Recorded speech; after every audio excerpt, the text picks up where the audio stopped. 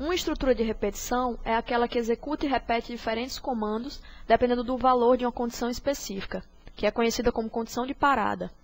Essa condição é testada no início de cada repetição. Caso a mesma seja verdadeira, o bloco de comandos associado é executado. Nessa videoaula, vamos ver 3 tipos de estruturas de repetição: for, while e do while. Também vamos ver comandos adicionais úteis para os programadores que utilizam esses laços, como o break e o continue. Vamos começar explicando o laço for. O laço for segue a seguinte sintaxe.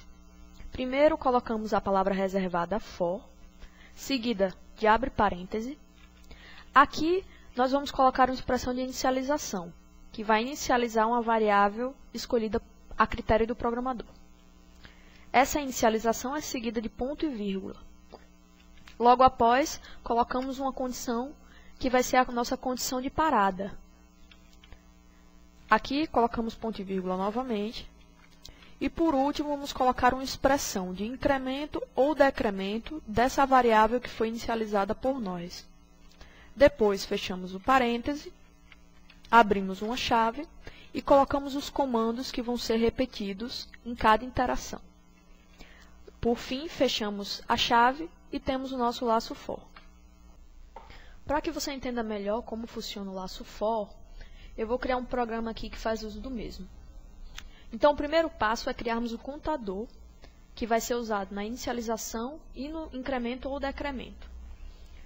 Ele é do tipo inteiro e pode ter qualquer nome. Nesse caso, eu vou colocar o nome count. Agora vamos escrever o laço propriamente dito.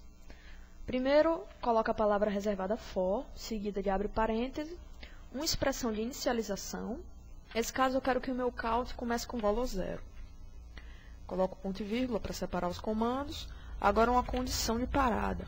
Eu quero que meu count vá do valor 0 até o 99. Então, ele será menor que 100. Novamente, ponto e vírgula para separar os comandos. E aí, eu vou colocar uma expressão de incremento ou decremento. Nesse caso, eu quero que o count cresça uma unidade em cada interação. Então, eu coloco count mais mais. Fecho o parêntese. Abro chaves para começar a escrever os comandos que vão ser repetidos. E aí vou escrever meu comando. Eu quero que o valor de count seja impresso em cada iteração. Então, eu vou escrever um printf, %d, porque é um inteiro, vírgula, e o nome da variável count. Pronto, temos o laço completo. Agora, vamos salvar e executá-lo. Como podemos ver, foram impressos os valores de 0 até 99, que são os valores que count assumiu em cada iteração. Ou seja, o laço fez o que havíamos previsto. Vamos apertar qualquer coisa. E agora vamos falar sobre a estrutura de repetição while. O comando while segue a seguinte sintaxe. Primeiro, colocamos a palavra reservada while. Depois, abre parêntese. Aqui, escrevemos a expressão booleana que vai ser testada em cada iteração, que é a nossa condição de parada. Depois, fechamos o parêntese, abrimos chaves e colocamos os comandos que vão ser repetidos nesse laço. Depois, fechamos chave e temos o nosso laço while. Vamos ver como funciona esse laço na prática. Primeiramente, vamos criar o contador. Esse contador é um inteiro com qualquer nome. Vou colocar count novamente. Agora vamos definir a condição de repetição. Primeiro escrevemos a palavra while, seguida de abre parênteses. Vou fechar logo. Agora vamos colocar a condição de repetição. Vai ser count menor que 100. Significa que o meu count não vai passar do valor 100. Já que definimos até onde ele vai, precisamos definir de onde ele começa. Então temos que inicializar a variável. Isso é um erro muito comum entre os programadores. Deixar de inicializar a variável e começar a iterar no laço while. Agora vamos colocar o comando que vai ser repetido, que vai ser a impressão do valor de count em cada interação. E se você estiver prestando atenção, o count não está sendo mudado em lugar algum. Então precisamos colocar uma expressão de incremento, count mais mais. Caso não tivéssemos feito isso, esse laço while ia se repetir infinitamente. já que o count nunca seria alterado, então nunca chegaria ao valor 100. Vamos então salvar e executá-lo. Olha só, os valores foram impressos exatamente no intervalo que definimos, entre 0 e 99, assim como no programa que usávamos o laço for. Bem, depois de ver a estrutura while, vamos agora para a estrutura do while. Para usar essa estrutura, escrevemos primeiramente a palavra reservada do, seguida de abre-chave. Aqui colocamos todos os comandos que vão ser repetidos. Fechamos a chave, indicando o fim do bloco. Colocamos a palavra reservada while, seguida de abre parênteses e a condição, que será a nossa condição de parada, uma expressão booleana. Fechamos o parênteses e colocamos ponto e vírgula. Como podemos ver, a estrutura se parece bastante com o laço while, mas uma diferença sutil é que a ação que está descrita nesses comandos vai ser executada uma vez, pelo menos, sem que essa condição seja testada. Só ao final dessa primeira interação é que essa condição será validada.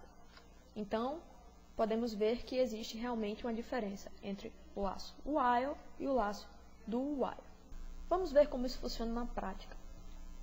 Vamos criar o contador, int count. Agora vamos criar o comando do while, seguindo a sintaxe que eu descrevi acima. Palavra reservada do, seguida de abre e fecha, chave. Aqui a gente coloca o comando que vai ser repetido. Vai ser a impressão do valor de count, certo? Que é um inteiro, então %d. Como ele não foi inicializado, temos que inicializá-lo aqui, já que ele vai ser impresso pelo menos uma vez. Vamos colocar o valor 0, certo? Aqui, vamos incrementar o count como fizemos lá no laço while, count mais mais. Por fim, vamos colocar a cláusula que vai ser testada para saber se vamos continuar com as interações. Nesse caso, o nosso count não pode ser 100. Ele não pode chegar ao valor 100. Agora, temos o nosso do while. Vamos testar esse programa. Vemos aqui a mesma faixa de valores obtida na execução dos outros programas, que diferiam apenas em relação à estrutura de repetição usada. Bem, depois de concluirmos a explicação sobre essas três estruturas de repetição, vamos falar um pouco dos comandos associados a elas. O primeiro deles é o comando break. Esse comando suspende a execução de um loop. Muitas vezes é necessário que a execução de um loop seja suspensa, mesmo que a condição de parada do mesmo seja satisfeita. Um exemplo simples, vamos implementar aqui. Esse programa lerá números do usuário, enquanto o número digitado pelo mesmo for diferente de 0. Então, esse number vai guardar o valor que o usuário digitar. Vamos declarar uma estrutura de repetição para que as leituras sejam feitas. Eu vou escolher o while. Esse while vai se repetir sempre, até que o usuário digite o número 0. Então, a condição de parada aqui será sempre verdadeira. Agora, vamos colocar a expressão de leitura de dados. Scanf. O dado lido será um inteiro. E o valor será mapeado para a variável number. Vamos imprimir também uma mensagem de informação ao usuário. Printf. Digite um número.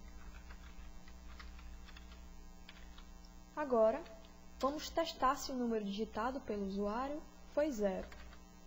Se number tiver o valor 0, então o laço é suspenso e não haverá mais leitura de dados. Aqui utilizamos o break. Pronto, terminamos o programa. Vamos ver agora a execução do mesmo. Digite um número.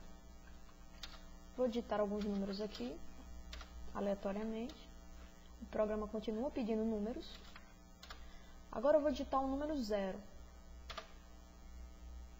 Pronto, o programa concluiu sua execução. Fez exatamente o que queríamos. Agora, vamos falar do comando continue. Esse comando faz com que o loop pule para a próxima iteração sem o abandono do mesmo.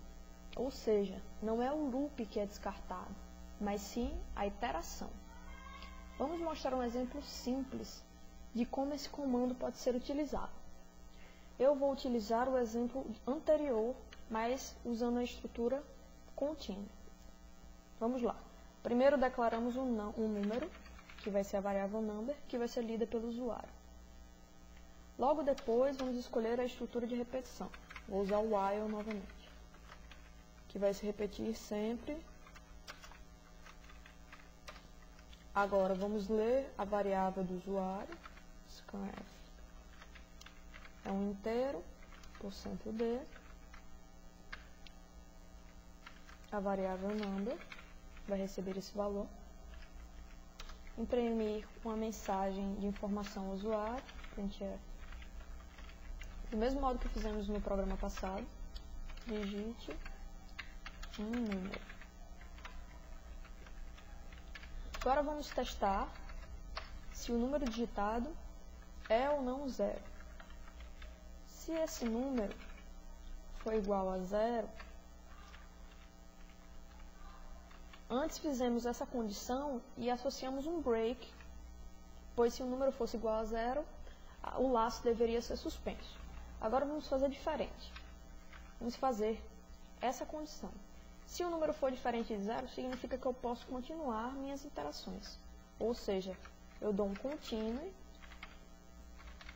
e descarto os comandos que vierem depois desse continue. E continuo a nova interação. Se esse número for 0, eu executo esse comando break. Então eu utilizo o comando continue e o break para ter o mesmo efeito do programa anterior. Vamos agora executar. Digite um número. Vamos testar. Alguns números aqui aleatoriamente. O programa continua pedindo números, como o anterior. E agora eu vou digitar um número 0. Pronto, o programa foi suspenso e funcionou corretamente. Vimos que conseguimos ter o mesmo efeito do programa anterior utilizando o comando continue associado ao comando break. Depois dessa videoaula, podemos tirar algumas conclusões.